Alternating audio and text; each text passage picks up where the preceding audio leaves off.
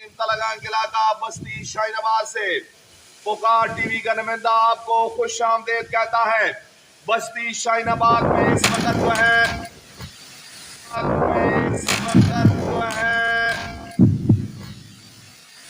बहुत ही तेज तूफान है।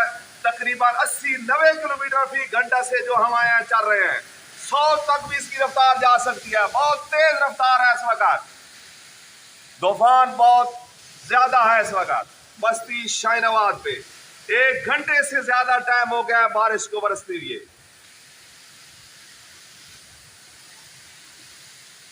इस वक्त तकरीबन 120 किलोमीटर फी घंटा से हवाएं चल रही हैं और साथ साथ तेज बारिश भी है।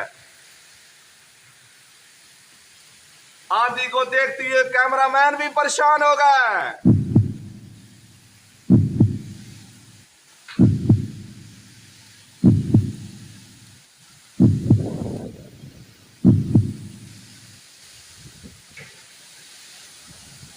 हवस जो थी बहुत ज्यादा थी सुबह के टाइम, हवस खत्म हो चुकी है। तो बहुत ही ज्यादा बारिश है, बहुत ही ज्यादा बारिश है। बारिश के साथ साथ बहुत ज्यादा तूफान है। 100-120 किलोमीटर फी घंटा से हवाएं चल रही हैं।